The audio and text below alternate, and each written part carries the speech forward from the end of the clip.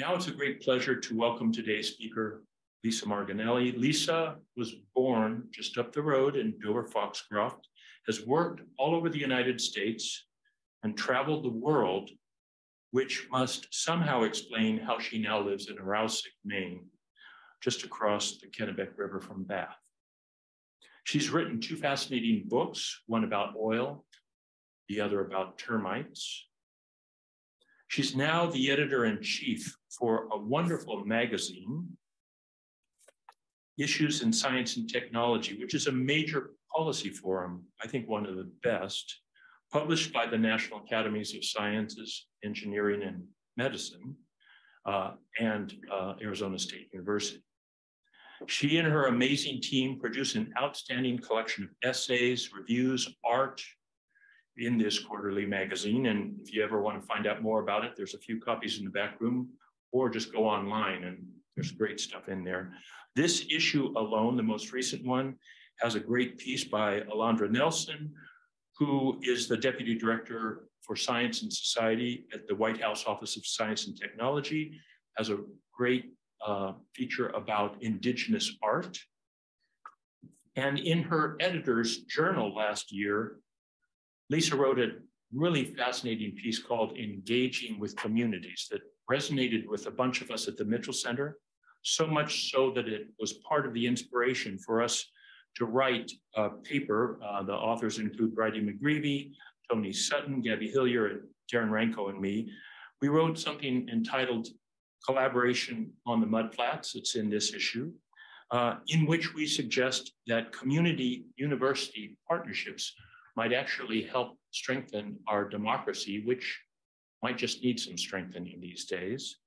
But it wasn't until after we started writing that piece that we discovered that Lisa is also the chair of the Rouseck Shellfish Harvest Committee. Small world indeed. So she has her own stories about collaboration on the mudflats. Please join me in welcoming Lisa to the Mitchell Center. Thank you so much. It's really great to be up here in Orono and at the Mitchell Center. And it was my pleasure to work with David and the whole crew on the piece that we ran in Issues about the mudflats. And also David and Linda wrote another piece that's kind of legendary around the Issues office about taking research beyond the ivory tower. So there's kind of anyway, I was very excited to come up and see what the Mitchell Center looked like and find out who these people were that were putting out all this interesting stuff. Thanks for coming in. I was asked to give a talk, and I am an editor. I spent my life as a journalist, most of it, but I also spent some of that time in policy. And the reason that I edit a policy journal now is because I had a bunch of changes of heart, or I came to realize that policy was incredibly important, and getting more people, a broader mix of people involved in policy is absolutely vitally important now and going forward. So what I'm going to start with here is a quick promise that by the end of this talk, you will understand what this slide means. and also say that, you know, when you're working in policy or almost anything else, I think it's really helpful to have kind of a theory of change.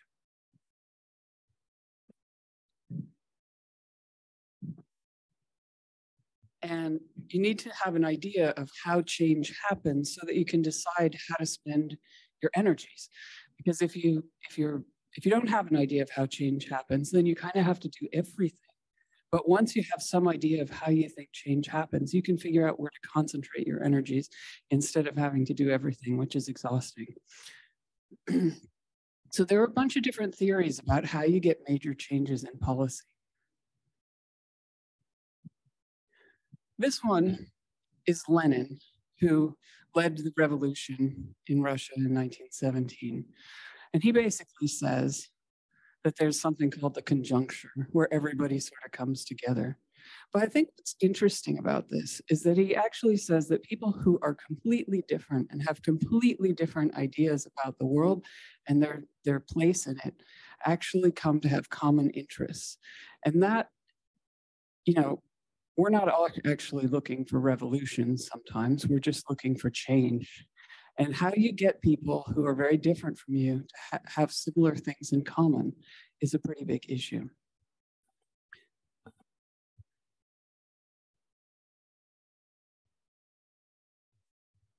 This is a much more orthodox theory of how policy changes. It's called Kingdon's multiple streams framework.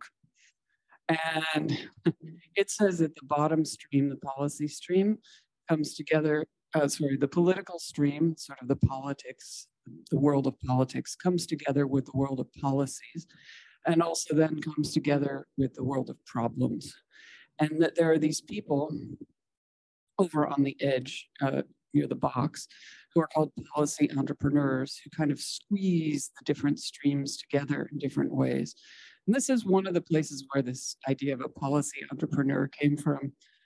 I never expected to be a policy entrepreneur. I think it's a funny name, but it's actually an interesting word, and it's an interesting way to think of yourself. So I kept it here. Another popular way of thinking about how policy changes is that there's something called the Overton window. And the Overton window is that there's a sort of a square of stuff that's considered reasonable by reasonable people at a certain point in time. So you could say, we're going to have policies about children's dental care because everybody pretty much agrees that's a good thing. We're not going to have policies about outfitting cars to spit fire because everybody pretty much agrees that that is a bad thing, and that would be on these extremes. Overton is kind of interesting because right now, if you talk to people, a lot of the people on the left talk about the Overton window a lot. It actually comes from a right-wing think tank in the Midwest. And it's kind of interesting because it might make us think that there's left and right. And I don't actually think left and right is that relevant anymore. And it's particularly not that relevant for the things that dog our everyday. So I'm just introducing that. I have further thoughts on the Overton window. Can you hear me? Can you hear me like this, or? I don't think you have to be that close. Is that right? No, the microphone will pick up fine. Okay, great. So I'm going to stop breathing, chewing on the microphone here. Don't stop breathing. I will continue to breathe. So I have to tell you that I was not ever headed into policy. This is my family. This is 1976. I'm the one in the blue coat. That horse pulled the wood out of the woods that we used to keep the house warm up in Dover Foxcroft. My parents went back to the Landers. What's in my coat, I'm in the blue coat there. Well, not the little one in the blue coat, the bigger one in the blue coat holding the horse. My pockets are filled with nails because I was always fixing things. The whole place was held together with nails and baling twine. Anyway, this is what I want to say. My family did not really believe in policy. That was sort of being part of the problem. My community, Dover Foxcroft, was not a place where you went and told people what they should think or what they should do. And this was really important. I mean, once I got involved in policy, I had to sort through my stuff, my baggage about what I was doing in policy and what why I had visceral reactions to some of it. The other thing was, I mean, I'm from pretty far off the grid. Why should anyone listen to me? That's the third point here. My message to myself still to this day is sometimes is like, why would they listen to me? And that is something that both you have to get over, but you also, if you come from pretty far off the grid, as you might here, up here in Orono, it also is an incentive to get involved because it means you have something to say that hasn't been heard necessarily. So I went into journalism. When we talk about theories of change, journalism has its own theory of change. Journalism's theory of change is that if you raise awareness and you get people to be empathetic or outraged enough, then people stop agreeing that they'll put up with something, and then policymakers have to respond. So academics have a similar theory of change. And if you look at it in terms of the way academics look at information, you might say it's kind of the deficit model. Like, we know that the world doesn't know what's a problem, and we're going to teach them. And it's a little bit of a problem, I think, when your profession puts themselves in the middle of the story as the most important player. It's something to keep in mind. And of course, it kind of hit me.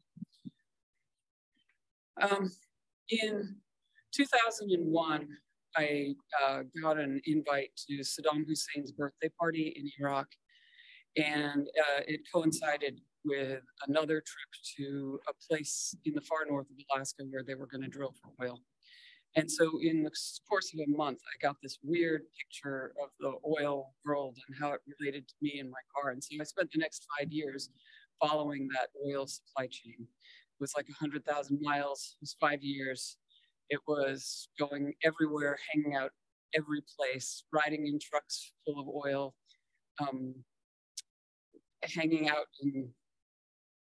with guys who were attacking oil pipelines in Nigeria, hanging out with people who were working on oil platforms from Iran. It was just everybody, just talking to everybody about oil and their relationship.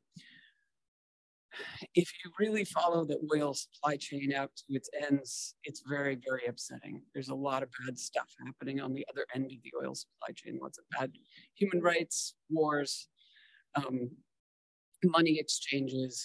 It's very complicated. And I got really angry. And I came to feel that there was a lot that wasn't really being said in the US, that a lot of the policies were not that productive. A lot of the activism didn't really seem to be aimed at what needed to be done. And what was I to do? I was just this one person, just kind of like running around writing things and gonna write a book. At that time, I also came across one really interesting policy. Like, I was reading this, the National Academies puts out these huge reports. I was reading a 300-page report, I think, called something like Oil in the Sea #2. And in it, it said that the oil spills on water had almost been ended by a single policy called Open 90. And Open 90 is an interesting policy. It had two parts, basically. One part was that all boats had to have two hulls if they were carrying oil. This was put in place after the big oil spill in Alaska in 1989. But the second part of that policy was that if you were shipping oil on water, your liability was infinite. Like, you could be charged for anything, which meant that in order to be running your boat full of oil, you had to have $1 billion worth of insurance. Getting $1 billion worth of insurance means that the people who write your insurance policy get to tell you how to behave constantly. They tell you everything that you can do and you can't do. And so what happened was, by making this requirement for insurance, it changed everyone's behavior throughout the oil industry and the oil shipping industry, and it basically put an end to that kind of oil spill. There are still oil spills, of course, but they were the ones who weren't insured. And so there was this, it was like, that is pretty amazing that you could have policies that actually work, that actually make something good happen. So I got, at the end of writing the book, I got a fellowship at a think tank called the New America Foundation. I didn't really know what a think tank was. This is kind of embarrassing. Basically when it started, I kind of looked like that. Later on, I had to get a suit. I had to figure out how to look like somebody who I wasn't, because I got angry enough that I wanted them to listen to me, essentially. I had a mentor who explained to me basically what I should do from time to time. It was super helpful. He was a wonderful person. I spent a lot of time thinking about new policies. Realized that policy can move super fast. Policy can move, you can rant about a problem for years and years and years, and then the policy can move really, really fast. And I also realized that a person's experiences and knowledge should be part of the project. I'd always kind of assumed that when you became this character #2 here, that you were sort of a plug and play kind of person. You were some other kind of person who was like above it all. But actually, all those people, many of those people, they have their own backgrounds and stories and passion and why they're there, which is something to keep in mind when you look at them, because everyone is sort of trying to look a little bit boring so that they can get their exciting idea across. So now I'm just going to give you a little tour of what I did there, because I came to understand that I didn't really know what the theory of change was. It turns out in think tanks, people basically write op-eds, they write white papers, they do articles, panel discussions, and they wait for something to happen, for the window to open that they can run through it with their policies. And so for the first couple of years, that's basically what I did. And right, there's amazing numbers of things to write policies about, to make suggestions about. You can make suggestions about inland waterways, and anything to do with energy and oil is just incredibly rich and stimulating and exciting. And there's stuff that you can do for kids, there's stuff you can do for adults.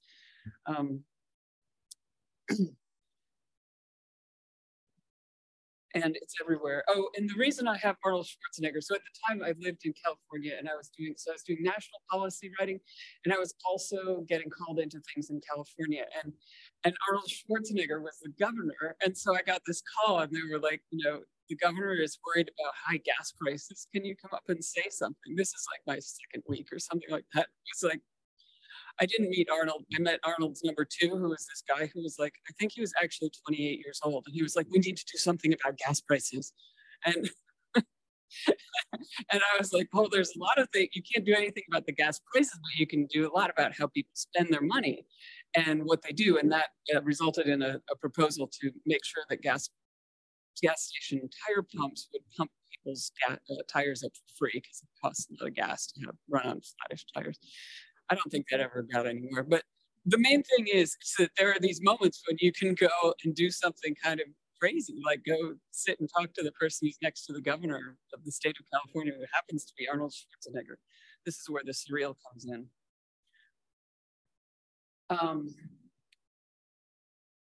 Okay. All right. So I just want to revisit the Overton window here. The Overton window is always sort of, it's almost presented as a law now that there's this room of reasonableness in policy. Actually, it's quite psychedelic. It's quite ridiculous. And what is reasonable to one person is not reasonable to another person. Sometimes everybody decides that something's reasonable, like having credits or weight credits, or having carbon credits, for example. And in fact, they can't actually pass these kinds of laws, and they can work for 10 or 15 years to pass the law, but everyone's convinced this is the reasonable thing. And you can have things that are completely radical that are also popular. So what I'm saying is that this is one way of talking about it, and it make people's ideas more bland, because it suggests that bland is what people want. People want all kinds of stuff.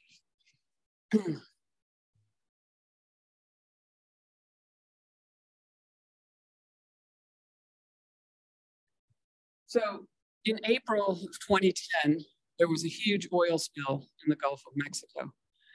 And almost immediately, because I'd been writing all this time on these things, almost immediately I got a call from the New York Times saying, will you do an op-ed for us? And I was like, I don't think this is going to be very big. I don't think you want enough. I was really dumb. So the next day I was like, okay, you need an op-ed on this. And so I wrote an op-ed. That op-ed allowed me, this is sort of the second phase of what happens in think tanks, is that you wait for a crisis. And when the crisis happens, you run in there with your ideas that you've been rehearsing all the time. So what happened was I was able to say, look, this is a terrible oil spill, but whenever the US has had an oil spill, we always come up with policies that make it so that we import oil from other countries, and we continue to use the same amount of oil in the US. So it's kind of a reverse of what we should be doing. Instead of reducing the amount of oil we use, we increase the amount of oil that we use, and we get it from other countries. So we're exporting our spills. So then that allowed me to be on radio and TV. And so I was like setting a narrative, which was really stunning to me, because that wasn't really where I'd seen myself. And then there's all these sort of higher profile policy things, like I got to go sit with a bunch of senators, like actual, senators, and they had questions and answer their questions, listen to what they were concerned about. And it was interesting because it wasn't what I was thinking about. It wasn't what other people were thinking about, but they were very anxious about this bill. There was TED Talks, a 17-minute distillation of everything you think about a topic. Millions of people see TED Talks. And so one of the things that happens is as you're doing your op-eds in your early years of this, you're actually practicing for someday doing this other thing. You're like having the conversation and practicing how you tell the stories. There were movies, there was a Spike Lee movie, documentaries, and most importantly, I got funding for a study to kind of to take this reframing and do a study of how lower income people were actually, how much money they were spending on gasoline and how it was hurting their lives. And how if you gave them some way of using less gasoline, you could actually have good climate impacts along with good economic impacts for them because their children would be able to do stuff, go to karate classes, or they could buy their asthma inhalers, things that they were going without to afford gasoline. So I was able to do this big study, and that was all great. But the world is a weird place. And then suddenly in 2012, none of the climate foundations were giving any money. I was also really interested in something else. So I said, okay, well, fine. I will sort of go and do so. I won't be doing policy anymore. I'll go back to reporting. But then a California state senator called me in 2012 and asked me to get them some data on California's Central Valley, which is a middle part of the state that's very poor, has terrible air quality, and people have extremely long commutes. And she said, we've got a big problem in that we don't have good policies for the air quality or for climate change in the valley, and could you go there? So I said, all right, sure. And just to explain how this sometimes works, I had a friend who had a little pot of, I had left the New American Foundation. I had a friend who had like a little pot of money that was left over from some other study. And she was like, okay, well, I've got like $10,000. You want to take it and you can use it to go do your white paper because it's going to, take like 6 months or something like that. I said, okay, sure. So this is another thing where relationship makes that happen. It's not a straightforward thing. So I was driving around and people said, well, you should go see Ray Leone. And I knew Ray, but I'd only seen Ray in a suit. And they said he's out in this town called Huron. So I called him and he said, yeah, sure, come on out. And I got out to the town. It was 2 hours each way, not from my home, but from the other place that I was at. And Ray was there and he said, well, let's go talk to some people about how much they're spending on oil, on gasoline. So we went out to a field where some people were picking tomatoes. They were actually fixing a tomato picker. He sort of knew them and he started talking to them and we interviewed them. And then we went back and we were eating lunch. And I said, it would be really great. You got a couple of people here. Do you want to try to do a study or something? He was like, actually, we've taken a class and learned to do studies from the Center for Poverty Studies at UC Davis. And so in fact, they already knew how to do studies. So I gave them some of the money that I had to go and ask everybody they knew how much they were spending on gasoline and what kind of car they had and all that sort of stuff. So then they came with me back up to Sacramento to see the senator again, who had brought a whole bunch of other senators together. And we gave them the white paper and Ray and some of the other people from Huron.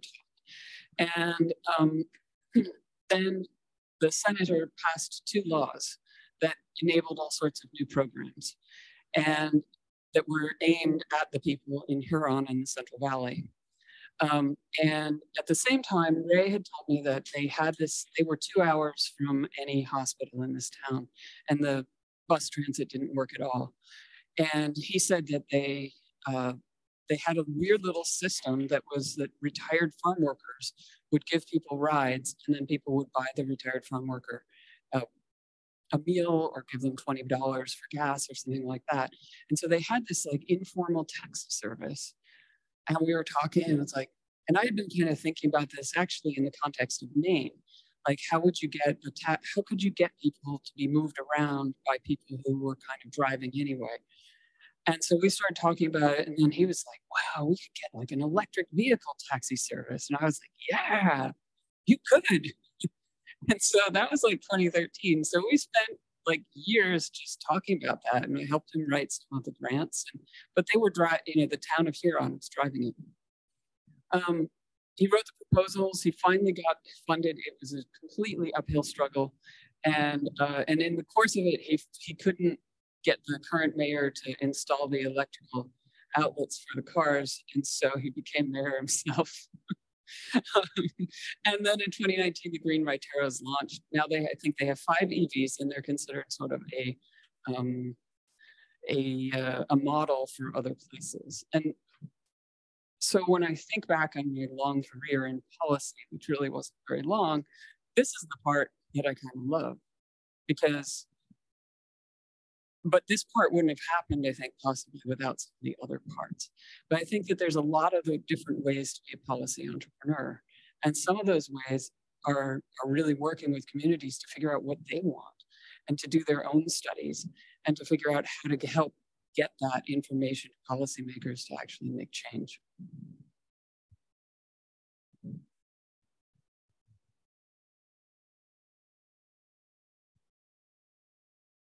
So to come back to this theory of change, there's all these different possibilities for how policy changes. Does it change through new policy proposals? Does it change through crisis, reframing, relationships, grassroots things? It kind of takes all of them. So the next thing I did was try to figure out how this works. And all the things inside the yellow circle are the things that you can do. That's what the heading of this slide is. Things a person can do. You can work with your network. You can do interviews, panel discussions, white papers. You can talk with policymakers. It's a really good thing to do. You can do stuff on social media. You can get funders to study, do a demonstration project, TED Talks, books, movies, etc. All that stuff is within your interior ability to do. And then there's all this stuff that's outside, huge social shifts. All of a sudden, people want to talk about race. Before 2020, before the summer of 2020, that was not high on the agenda. Now everyone wants to talk about it. You have a crisis like an oil spill. Your network grows bigger and bigger and bigger. Networks over time, if you nurture them, become bigger. And they tell themselves stories. And what are those stories? And sometimes those stories can be very helpful in terms of making policy.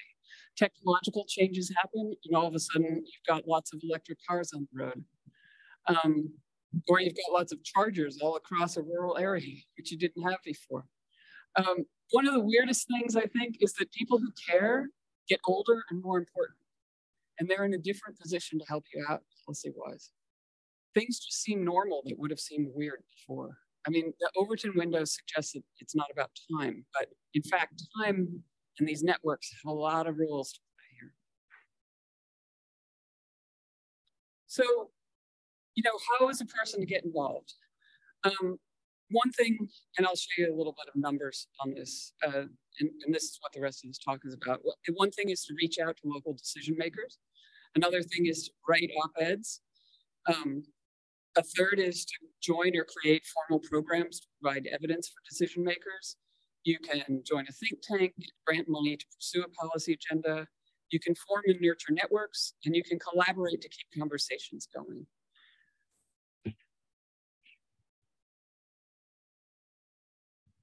First question, do policymakers really want to hear from you? Well, yes, they do. And surveys have shown that they do. This is a survey of 540 policymakers done by Adam Seth Levine and published in Issues. So the dark green is policymakers are rarely contacted by local researchers to collaborate on policy changes. The big dark green bar there is not contacted. Just less than 20% or so are contacted by people, local researchers. And yet a huge majority actually want it. Well, a very small number of 20% don't want it, and about 80% want it. That's actually a lot. That means that just calling them up and seeing if they want to know about what you know about clams or air or water or microbes or potatoes or any number of rocks, anything could be worth it.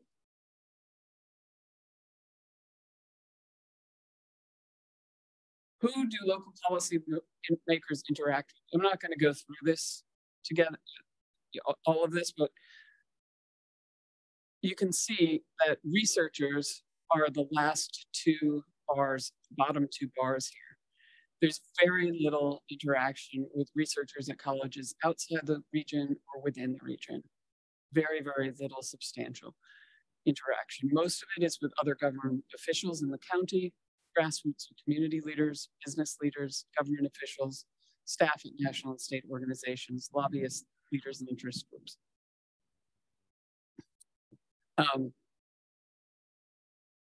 If you're at University of Maine, like me, you work for a publicly supported university. I work for the Arizona State University.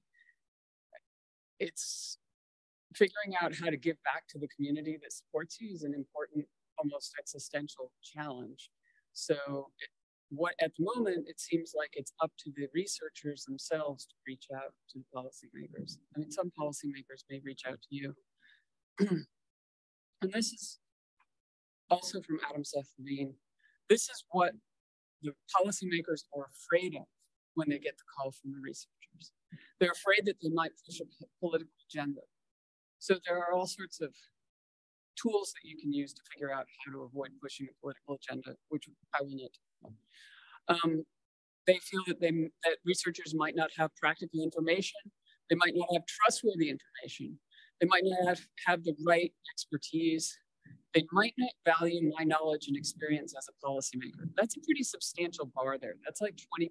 It's 17.8%, but 1 out of 5 people is thinking in the back of their head, do they understand what I know and do they value it? And so you need to kind of figure out how to show that to them, ask them what they need.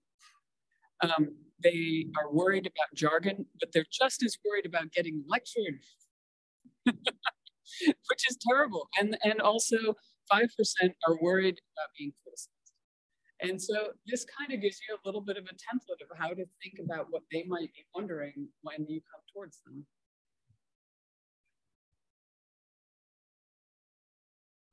You can't see the top of this screen, but this is actually a study that was done by Max Crowley, and the citation is at the bottom. Issues is going to have an article on this in the next issue. But basically they did a controlled study of what happens when you give policy information to people in Congress and whether or not it makes its way into the bills. So they had a research to policy collaboration approach. It's a sort of a well-developed protocol and a randomized controlled trial. The offices that had access to the information from researchers were 23% more likely to include that language in their bills, and they were also 20% less likely to publish a bill that didn't have any research language in it. So there's evidence that if you go and talk to them, some of that language, some of that thinking makes its way into the bill. But I think possibly more important for everybody sitting here is that the researchers who were involved with this stayed more involved with policy, stayed more engaged with policymakers.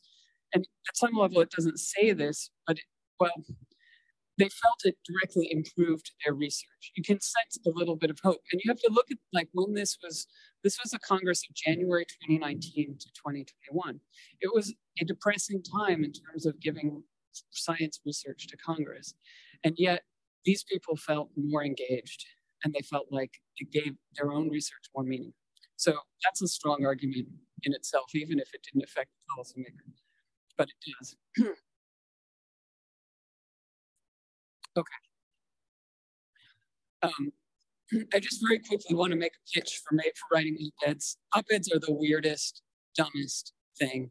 They are extremely formulaic.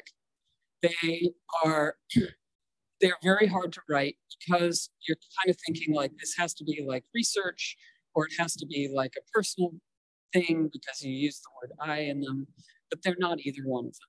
They're an argument. They're a policy argument. They're super formulaic. They always go exactly the same way. You explain the problem and why it matters, present your analysis, argue for your policy recommendation, and explain how it'll work. That's it.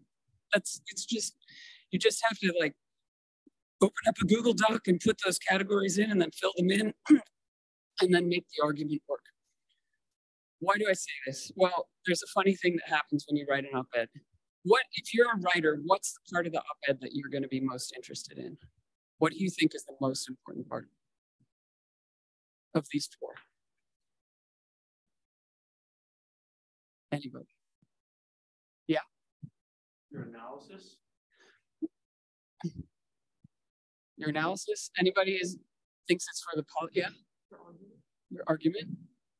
You mean like the policy recommendation? Mm-hmm. All right, I'm just going to go on here.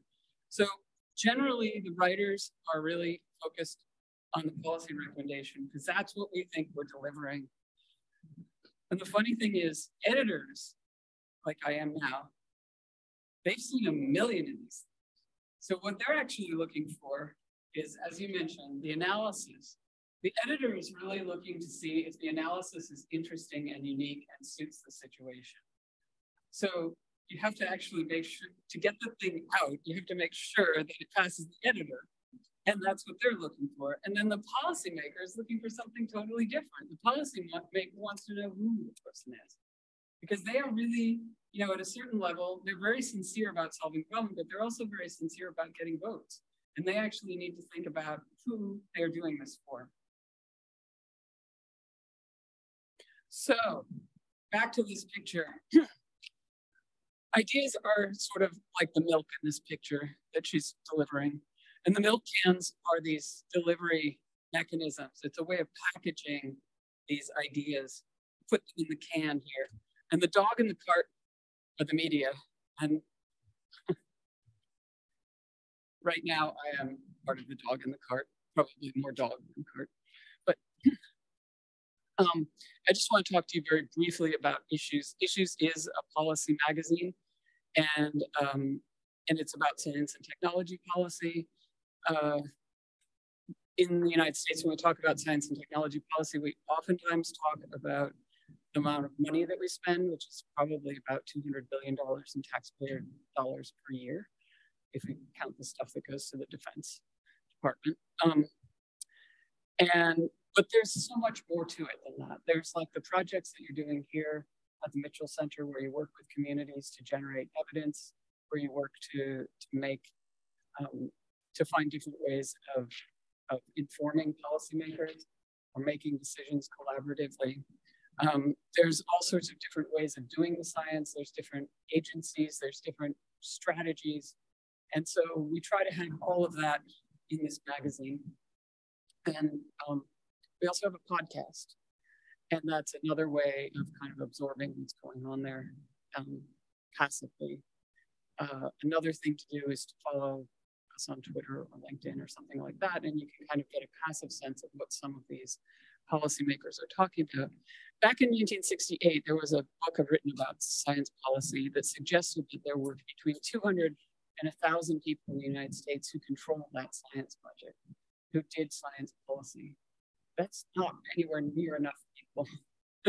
And there's no evidence that it might be 4,000 people now, but still that's nowhere near enough people. So the world of science and technology policy really needs more people getting involved and sort of going and knocking on the doors of the of policymakers. And I invite you to follow Issues in whatever way you'd like to see different ways to join in that conversation.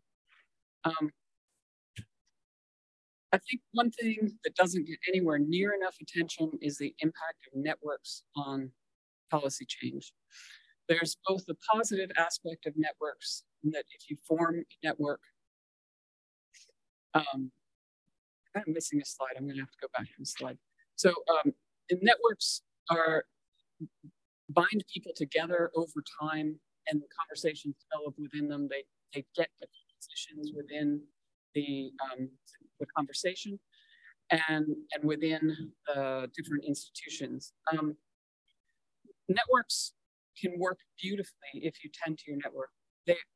You may also find yourself working against a network. This is a network of generals who left the military at different times. The red ones left in the 1990s. And in the 80s and early 90s, most generals, when they retired, would go to work, would just go golfing, or whatever. But throughout the 2000s and the 2010s, more and more of them have gone to work for defense contractors. And they have, this is an old network drawing from around 2013 of the blue and the yellow connected to the red. You can see that some of them are densely interconnected. These networks exist. There are all sorts of networks within US policy of people who used to do one thing and now do another thing. And they also have a very large voice in policymaking, and they may be quite invisible. There's a slide here that I skipped. Here we go, formal programs, sorry. There are a bunch of formal programs offering evidence to policymakers. One of the first one that's on the top is the Congressional Research Service, which started in 1914. That has 600 researchers at the Library of Congress.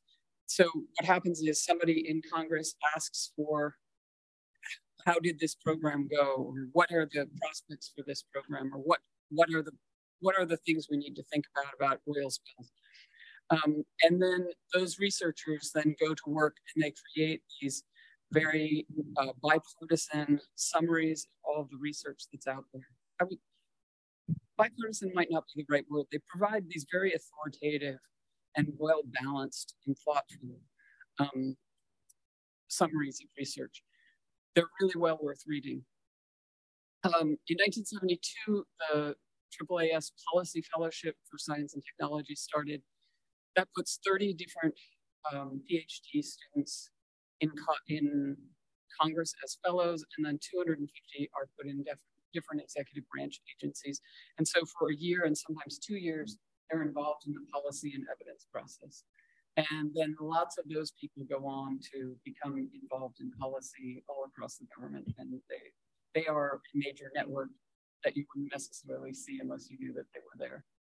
But one way to join that network is to apply for one of those fellowships. In 1988, the California Council on Science and Technology started its own program that has 15 fellows who are also PhD recipients, and they're put in the legislative and executive branches. The North Carolina Policy Collaboratory started in 2016. They have a totally different model. And their model is that they have $1 million from the legislature, which they use to fund research that can be needed to make decisions. And so they work closely with those researchers to work on to develop information that can be used by decision makers. They work very, very hard on being nonpartisan, and they also then serve as a conduit to get researchers to provide information and insights to the legislatures. There's a new one, MOST, Missouri Science and Technology Policy Initiative. That was actually formed by a bunch of PhD students themselves. They hustled up the money, they spent, I think, a year and a half knocking on every single door in the Missouri legislature. And they would go every Friday morning, and they started at the top of one building and then just worked their way down, gathering support for this thing. I think it took, I think they started in 2017, maybe. It took several years to get it going. They have 5 policy fellows, and they develop nonpartisan science notes when legislators ask. So it's very similar to the Congressional Research Service, just incredibly small, and at the state level. So this is these are these sort of formal programs. And one of the things that happens is that people who go through these programs oftentimes then are out doing policy entrepreneurship or policy work themselves it's a great way of getting sort of trained and moving out into the field in other ways.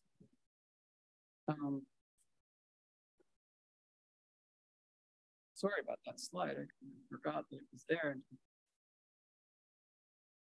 Okay, I just kind of love this picture, but you know,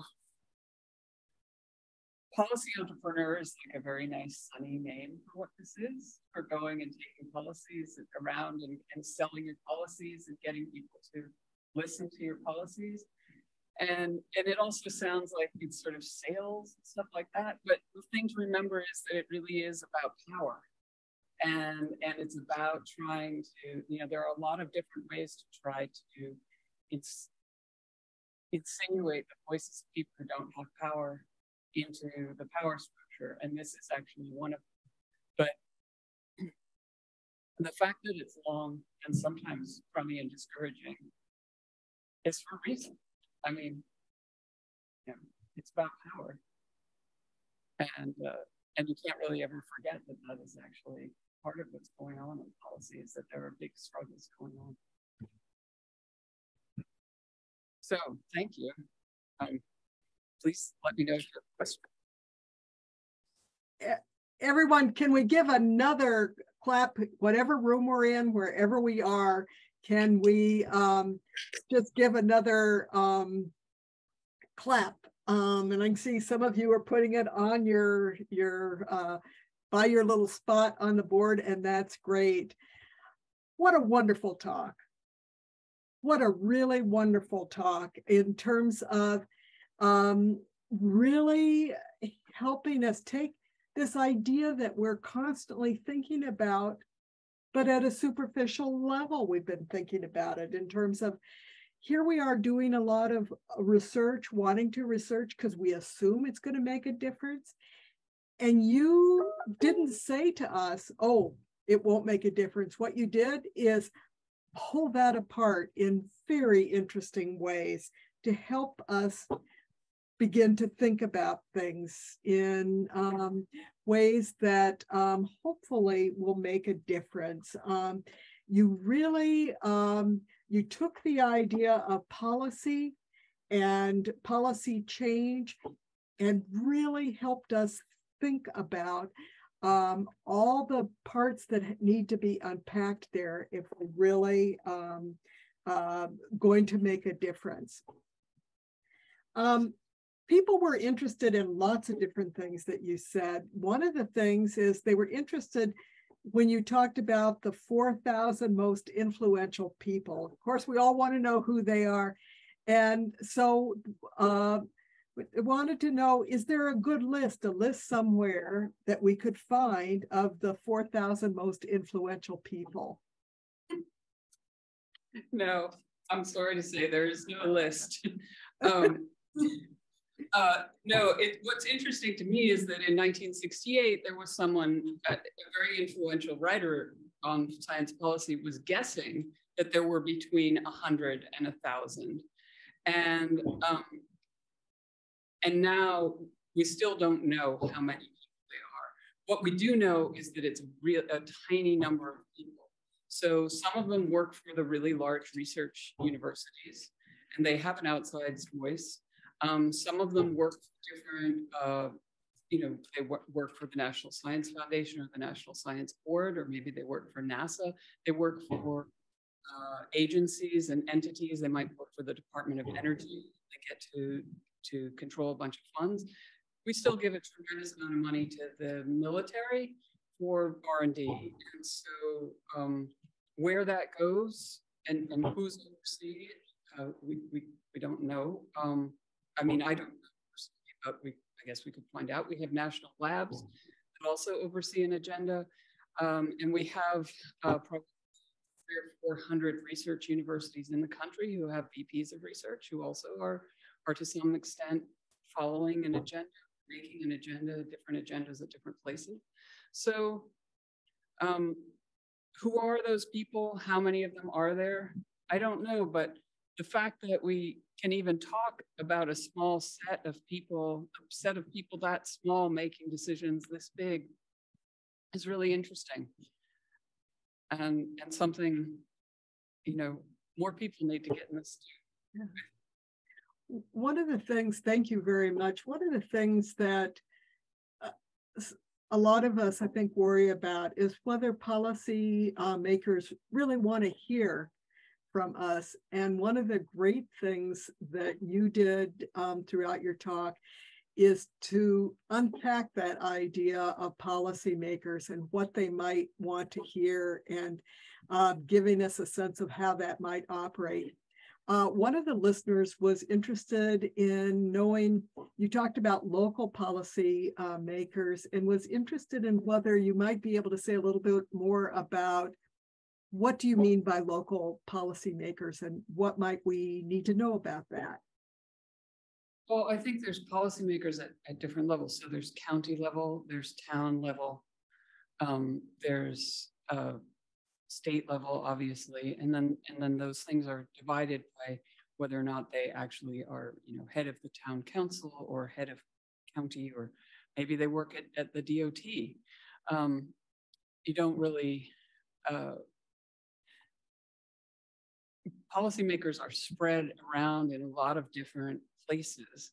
Some are elected, some are within regulatory agencies, some are in agencies that are not regulatory but that have a big effect, and some are overseeing funding. So there's just a lot of different places to kind of interact. I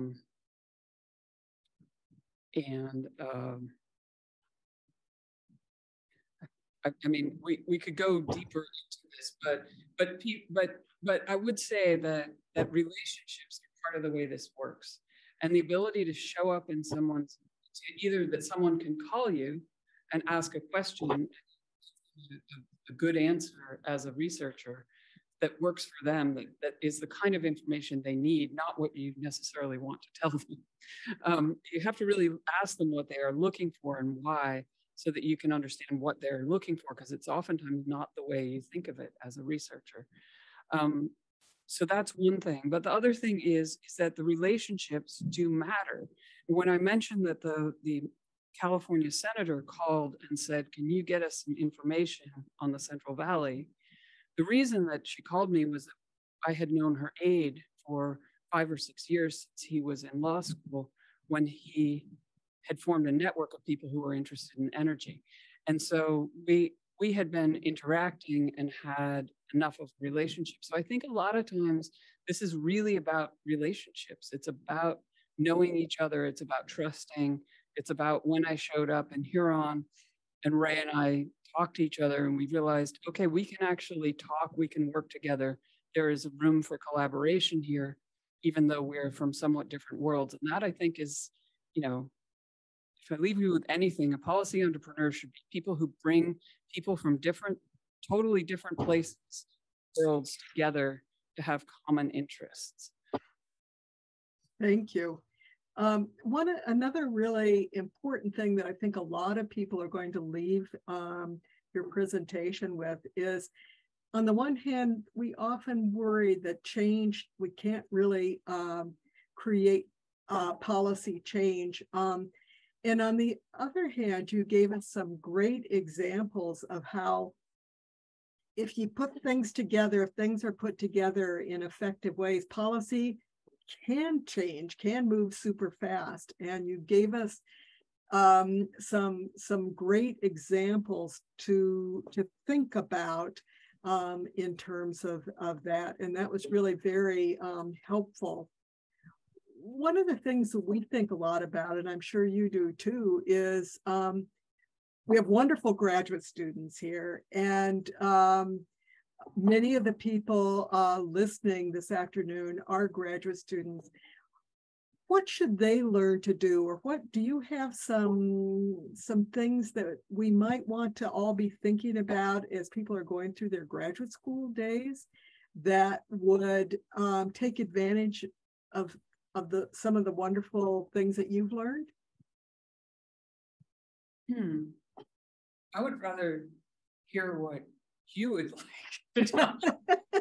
But I think that what that is, one of the things is to do two things. One thing is to figure out how to listen to people who sometimes can be so different that it almost sounds like they're saying almost nonsense. I mean, I've had times when I've sat to talk to policymakers and been like, I just don't understand that. You know, because it's a different world and the things that they're interested in are different sometimes, but they're making big decisions and they need, but the other thing, the thing that you can control inside that yellow circle is how you practice and practice and practice and don't be discouraged about explaining what you're doing and why. And that is just, you start with that story and it's kind of in one place and you tell it and you watch people's eyes glaze over, their eyes go off to the side the next time, and then you keep trying different ways. And then you realize, oh, if I flip it this way, it seems to actually get their attention and they can see how they can use it. So it's kind of like you're telling that story again, again, again. Something to remember in this, first of all, remember it's going to be a long struggle. There is no, I mean, even if you pass like the greatest oil spill law your first month out the gate, it's still going to be a long struggle because you're going to want to law. So the thing is that you have to be prepared for the long thing, and you have to realize that nothing that you do is futile. So one of the things is you write op-eds and somebody doesn't respond to you for 3 months, and then the moment, whatever the moment was, is gone. And then you're like, oh, I wasted my time. I shouldn't have done that.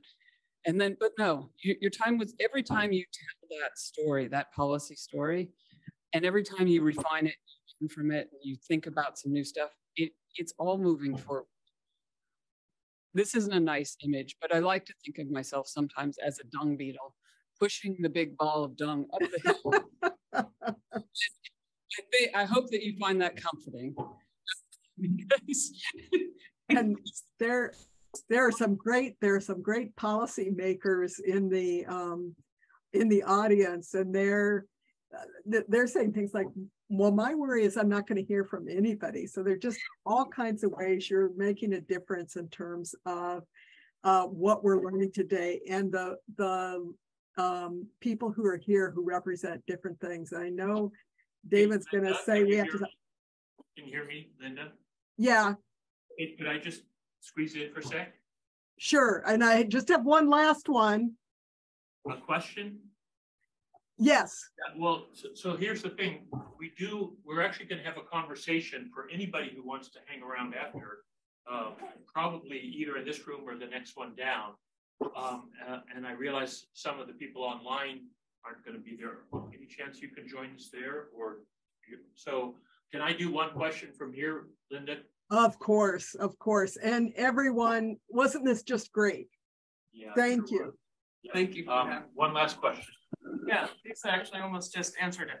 So I was going to ask about if there's something in particular about the way that you're telling your story or like creating that narrative that now in retrospect you think helps to make a difference. And you were just talking about practicing it and listening to response. So I think that's part of the answer. I don't know if there's anything else about the narrative building that you think you've learned is impactful. Can you repeat that for a second? Sure. So the question was, is there anything that I learned through this process about telling that narrative and making it relevant for policy?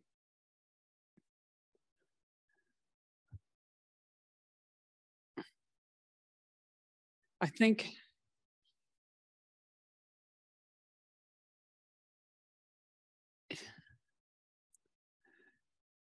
you need to understand what the policymaker needs to know, what their concerns are. Is there a concern that all the constituents in their district or half the constituents who work on the oil rigs or their families are related to it are going to be out of jobs? Is that their only concern? Or is their concern something about air pollution? Or is there a concern that just like their district can never get ahead and it's because everyone's choking on the air pollution? You know, there's like different things that they need to, that are their concerns. So part of it is just really listening to what their concerns are. But the other part is really being creative in how you think about those different communities that can come together, and how you think about how one group has one set of you know, when I went out to visit Ray in Huron, the needs of the people in Huron were not focused on climate change. Their needs, they didn't have very much money, they didn't have very much transportation, and they were struggling to get to far off jobs. So the thing is that that can also be connected to a very environmentally minded lawmaker who's 150 miles away. So it's thinking about how to help the stories make people see their interests in each other in real ways, not fake ways. You know, like it's really like getting in there and spending a long enough time to understand how hard it is to get your child to the children's hospital when you live in that town, and how the town makes it happen. So you have to be willing to really get in to understand how it works, so then you can convey that and explain where people's policy interests intersect in surprising ways, I think.